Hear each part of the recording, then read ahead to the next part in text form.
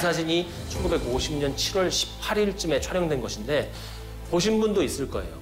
미 국립문서기록관리청에서 이 사진을 공개했기 때문이기도 하고 미국에서 6.25 전쟁 당시부터 10주년, 20주년, 30주년 지금까지 무슨 일이 있을 때마다 이 사진을 대문짝만하게 쓰는 경우가 많아요. 왜냐하면 이 사진이 굉장히 특별한 사진이기 때문입니다. 이 사진 속의 인물들은 미 제24 보병연대의 인원들이라고만 설명이 돼 있어요. 다른 설명은 없습니다. 그런데 결론부터 말씀드리면 이들은 미 육군 흑인연대, 흑인이라는 표현에 대해서 요즘은 잘못됐다는 말이 많죠. 그래서 아프리칸 아메리칸이라고 하잖아요. 그러니까 이 부대는 미 육군 아프리칸 아메리칸 연대였습니다. 24연대 모두 3개 대대가 있었고 장교를 제외한 모두가 아프리칸 아메리칸이었죠. 그렇다고 해서 잘못 알려진 것처럼 장교들 전원이 백인은 아니었고 그 중에서도 일부는 아프리칸 아메리칸 장교가 있었습니다. 73명의 장교가 있었는데 이들 중에 39명이 백인이고 나머지는 히스패닉계 혹은 아프리칸 아메리칸이었던 거죠.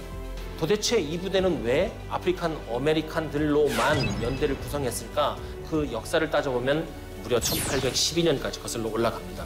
1812년에 창설된 이후에 아프리칸 아메리칸 연대는 계속해서 미국의 주요 작전에 참가를 해왔죠. 특히 남북전쟁에서 활약이 컸습니다. 1950년 6월 25일에 전쟁이 발발을 하고 가장 가까운 곳에 있는 것이 주일 미군이니까 이들이 이제 파병 준비를 하죠. 그래서 1950년 7월 6일에 미 제24 보병연대 너희도 파병 갈 준비해 해서 전투 준비를 합니다.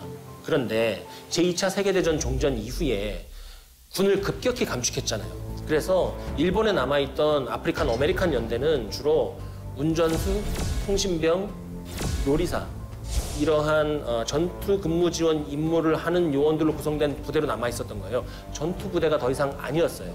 거기에다가 교육훈련도 주로 뭐 작업하고 보수 유지하고 이런 교육훈련만 받았기 때문에 전투를 할 준비가 하나도 안 돼 있었다고 봐도 마찬가지죠. 그런데 더 큰 문제는 출발 직전까지 이 파병의 의미, 얼마나 심각한 전투에 투입될 것인지 잘 전달이 되지 않은 것 같아요. 회고록을 보면 제24연대의 장교, 병사를 막론하고 군장 속에 뭐 넣냐면 무기, 식량, 장비 이런 걸 넣은 게 아니라 가면은 그냥 이기고 끝날 줄 알고 가면은 사태가 진정될 줄 알고 퍼레이드에 사용할 정복, 그 다음에 파티에 가서 입을 멋진 사복을 넣었다고 해요. 그러니까 이것을 아주 우스운 하나의 분쟁으로 처음엔 봤던 것이죠.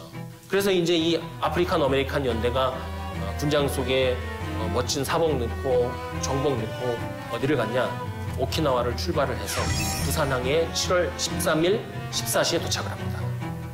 한반도의 도착과 함께 이들에게는 시련이 찾아오죠. 여행 간다고 생각했어요. 그래서 주로 여행용 군장을 싸왔단 말이에요. 당연히 전투를 하러 가면 전투 식량이라도 챙겼을 것인데 파티하러 갈 준비를 했잖아요. 그러니까 쫄쫄 굶었대요. 일본에서부터 부산항까지 오는데 굶고 도착해서 냄새나고 먹을 것도 없으니까 쫄쫄 굶다가 뭔가를 구해서 먹었는데 그거 먹고 초장부터 단체 식중독에 걸렸답니다. 1950년 7월이면 북한군이 빠른 속도로 남진하고 있잖아요. 힘들고 뭔지도 모르겠고 식중독 걸려서 끙끙 앓고 있는데 바로 부산항에서 180km 떨어진 포항동으로 이동합니다. 그리고 다시 포항동에서 140km 더 올라가서 낙동강에 바로 배치돼요. 이때 예천 지역에 도착한 게 1950년 7월 14일 16시라고 합니다. 그리고 바로 그 다음날 교전이 일어나요. 13일에 도착해서 식중독 앓고 14일에 300km 정도 가갖고 15일에 바로 전투를 벌입니다. 북한군과. 그리고 15일에 첫 교전 이후에 정확히 3일이 지난 7월 18일 09시에 함창 일대에서 북한군과 큰 교전이 벌어지죠. 이때 이제 교전을 한 것이 아프리칸 아메리칸 연대 중에서 제3대대인데 북한군하고 교전하고 나서 목표를 점령을 했어요. 그런데 사실 이게 6.25 전쟁 발발 이래에 미군이 교전으로 북한군을 물리치고 목표를 점령한 첫 전과예요. 근데 이게 지금까지 크게 조명되지 않았습니다. 왜냐하면 제 생각엔 아무래도 아프리칸 아메리칸 연대에 대해서 전반적으로 비판적인 의견이 형성되어 있었기 때문에 승리를 했지만 이것에 대해서 크게 조명을 하지 않았을 것이다.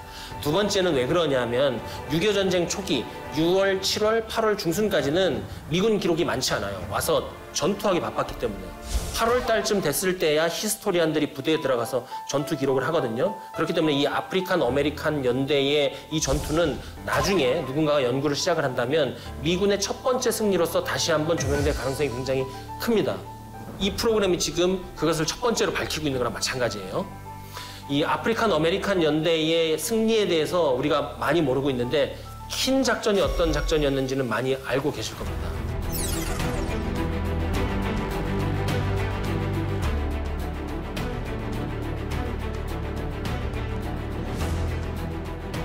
이 아프리칸 아메리칸 연대의 승리에 대해서 우리가 많이 모르고 있는데 6.25 전쟁 영웅 5명 꼽아봐라 하면 꼭 들어가는 이 사람 윌리엄 톰슨 일병이 바로 아프리칸 아메리칸 연대 출신이었고 메달 오브 아너가 미국에서 제일 높은 훈장이잖아요. 우리는 명예훈장이라고 하는데 이 명예훈장이 윌리엄 톰슨 일병에게 추서됐습니다.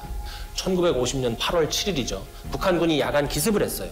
기관총을 응사하며 이것을 막아내고 인원을 슈퍼맨처럼 끌고 나온 사람이 있었는데 바로 이게 윌리엄 톰슨 일병이었습니다.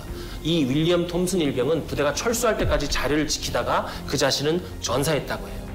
미군이 본격적으로 역습을 해서 북한군에게 큰 타격을 줬고 이 타격으로 인해서 북한군이 멈칫했으며 그래서 1950년 8월 9월에 한미 양국군이 낙동강 방어선을 완성할 수 있었던 것이죠. 이것을 맨 앞에서 해낸 것이 누구냐? 바로 아프리칸 아메리칸 연대라는 거예요. 그리고 뭐 이 미 제24연대 말하자면 입이 아픕니다. 이 킨 작전, 그 이후에 이제 마산 작전. 마산만 뚫리면 부산 쪽으로 가기가 굉장히 쉬워요. 특히 서북산이라고 138고지가 있었는데 여기만 점령하면 끝나, 게임 끝나. 그런데 이거를 누가 막아냈느냐? 미 제24연대. 그 중에서도 아까 말씀드렸던 3대대. 이 부대가 북한군이 다시는 공격을 못하게 막아냅니다. 지금까지 말씀드린 이 내용은 있잖아요. 아프리칸 아메리칸 연대의 전투 보고서와 1차 사료를 보고 제가 정리해서 드린 말씀이에요. 그런데 미국의 공식 보고서, 공식 역사서에는 어떻게 나와 있냐면 굉장히 비판을 많이 해요. 보고서에 뭐라고 돼 있냐면 24 보병연대의 아프리칸 아메리칸 병사들이 명령을 받지 않고 진지를 이탈했다. 전투력이 형편없다.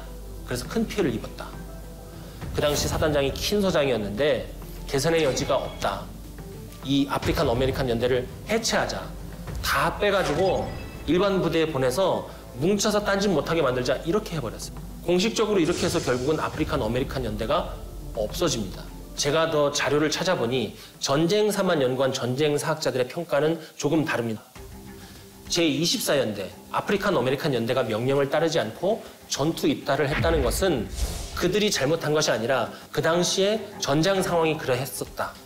오히려 개개인의 그 용맹함을 쳐다보면 불리한 상황임에도 불구하고 자리를 끝까지 지키고 적진에 홀로 들어가가지고 수류탄 던지고 기관총 쏘고 이거 아프리칸 아메리칸들이 훨씬 더 많이 했어요. 두 번째, 제24연대가 입었던 막대한 피해 이것을 다시 한번 봐야 된다는 거죠. 1950년 8월 한 달에만 아프리칸 아메리칸 연대의 전사상자가 500명 정도가 됐거든요. 그런데 이 500명을 피해를 입었으면 잘못한 겁니까? 아프리칸 아메리칸 연대의 주요 임무가 뭐냐면 서북산을 지키라는 것이었어요. 8월 16일부터 9월 1일까지 19차례의 공방전이 벌어졌습니다. 그리고 거기를 지켜냈어요.